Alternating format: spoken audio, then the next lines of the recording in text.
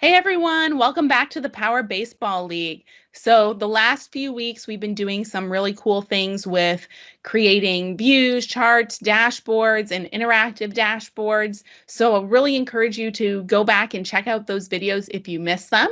Then today we're going to kind of change gears and we're going to talk about Power Automate. So, one of the use cases that we talked about when we were trying to plan out this season was the idea of adding registration records to a contact. And so we're going to use Power Automate, an on-demand Power Automate, to automatically add a contact to the next season by creating a registration record for them. So I'm going to pass it over to Malcolm to show us how to build it. Sounds good, thank you. So I'm going to pull up my screen, and while I'm doing that, and you're waiting for it to load, so really the use case, as you said, Kylie, is that we're registering somebody. So somebody sent in information, perhaps we've had them, if we had an office and they came in and paid, and most of it's going to be done online nowadays, but we do need the capability to quickly add a registration. We also have scenarios, as we talked about all the way through, if you go way back, to where we're collecting paper applications. And so we want to be able to quickly route through those paper applications and just get them entered quick and easy. And so we thought, why don't we look at an on-demand flow or Power Automate flow so that we could do that. And one of the neat things that they've done with that tool is give you the ability to have some interaction with it. So actually give an input value to the flow as you're kicking it off, and it'll incorporate that data into what it writes to the system. So let me show you what I mean. So we've got a record here, and we know that our youth here, Charlene, has registered for the upcoming season. So again, we'll use the paper scenario. So I've got an application. I know that she's paid. I know that she's ready to go, but we got to get that application or registration into the system. So we're going to do that with a flow, and I want to walk you through. Now, we pre-built this, and quite frankly, we ran into some challenges as we did, because we ran into some funky stuff with respect to how to make sure that the right data was being collected and put into the right place, and which records we had to go and get to make sure we had the right part or record, like this, for example, our season record in our flow as we built it out. So some interesting stuff to go with, but let me walk you through what we did.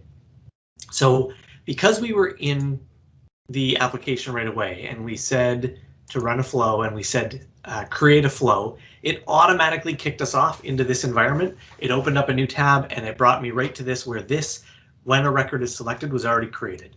And I just had to start to fill in the details. One of the first things we tripped up on, and this I've tripped up on this before in previous flows that I've built, is it says default. And as we all know, we have different environments, and one of them, the default one that they give you, is called default. And so this was pretty confusing previously, because I didn't understand why it was saying default, and I'm looking in this list for our other environments. For whatever reason, and I don't have the answer to this, it's default. You're going to leave it like that, and that's strange to me, but I think what it means is no matter what environment we're in, we're going to have access to this if we have a CDS environment. That may not be true. I'm not entirely sure, but that's what it seems to be from what I've experienced. I've gone ahead, it's asked me what entity or table we're looking for, so I've gone ahead and picked contacts. And you'll see here there's an added input. Now I've already gone ahead and added one, and I'll add another one and then we can remove it. If I click add input, it gives you the ability to choose what kind of input you're talking about. So you could do text and just collect text field data, or you can collect, in the case that we did up here, we picked a number field because I want that number and that information to be grabbed at the input, because I want to know how much they paid, because we know from previous use cases that we've talked about, people can pay different amounts. So I want to know how much this person paid while I'm kicking the flow off, so that we're referencing the right amount on the record when we have it created.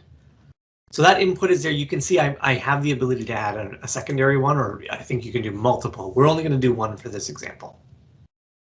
So the next thing we're going to do is we're going to grab the row ID of the season that we want, because we want to make sure that we're pulling in the right season.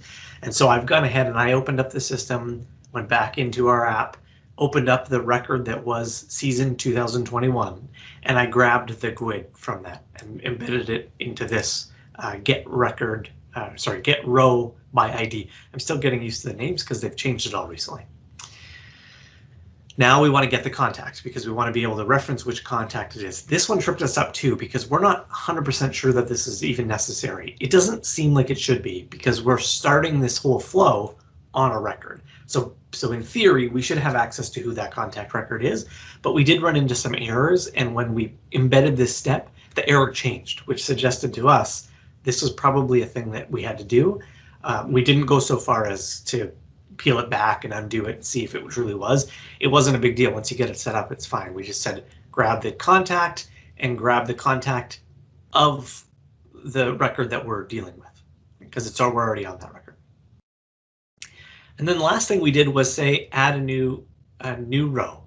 And so in this scenario, what we're going to do is we're going to take the table for registrations because that's what we're creating, right? We're creating a new registration record. It says amount paid. Now, if I look at my dynamic content window on the right, if I scroll through to that very first add a record, sorry, I forget the name of it at the top, when a record is selected. So when I go to when a record is selected, I'll have enter fee paid, which is the input that we identified up top. And so I'm going to go ahead and pull that in, and we're going to say applicant.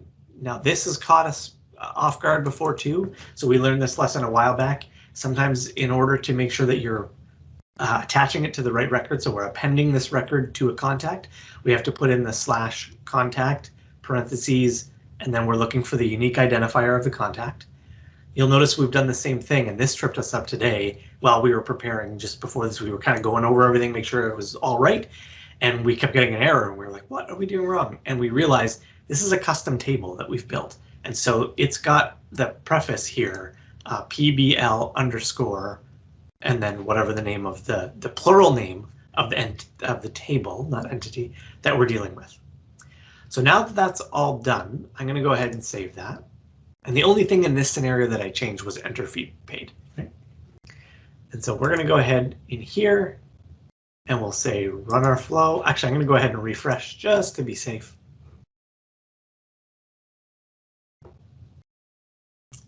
And once it loads back up, I'm going to go ahead and run the flow.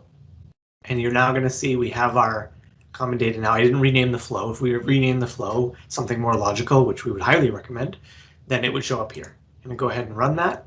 A new little shadow box window is going to open up. And we're going to go ahead and enter in our value. So I'm going to say 225. We'll say it was $225 for the season. I'm going to go ahead and run the flow. So it says it ran successfully.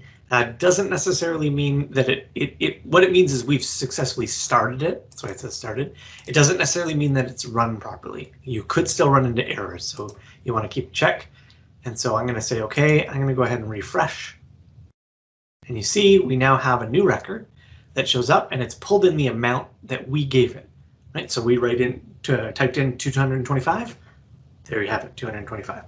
So quick and easy flow in order to bring some efficiency, right? The alternative to this would be that somebody would have to go to that record, say new registration, fill in all the fields. Now, in this use case scenario, that's not a big deal. There's not a lot of fields. But if you think of a use case where there's a lot of information and some of it's dynamic, you can collect that dynamic data on that input right at the very top of this flow, which is a really handy addition to this. It's kind of starting to feel a little bit like what we see when we run dialogues, where you can interact a little bit. I don't think it's quite there yet because you don't get the interaction throughout the process, but I think it's, in my opinion, this is the start of what will probably come into play to replace those.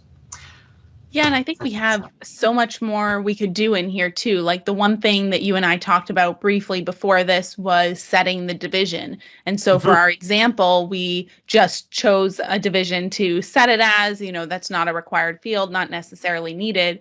But with Power Automate, we have a lot more flexibility. We could maybe do a calculation. We got the contact record. We could look at the contact's birthday or age and determine what division they would be in and update the record accordingly. So lots of options there. And I think it's just really cool, like you said, how we can enter the data in and we could gather multiple pieces of data if we needed to. So really exciting. And thanks for walking us through this. Yeah, and I think my only word of advice to people as you're diving into this is be patient, because we we were banging our heads against the wall a little bit as we went over this, and we were building it out over the last little while. So, you know, even today when we got on the call and said, like, let's review it all, make sure it's all looking right. And sure enough, we found a little weird glitch or thing that we had done incorrectly, and all it was PBL underscore. We were just missing that, and for some reason we didn't notice that in the first version. So little stuff. So just be patient and do searches, right? There's so much content out there. I mean, here we're showing you how to kind of dig into it and what you might do, but when you run into trouble, the community itself has so much in terms of resource out there. So leverage that for all it's worth, because there's a ton of stuff. Yeah, excellent. Great call out, and reach out to us for help or let us know if it's something that we should cover on a future edition of the Power Baseball League.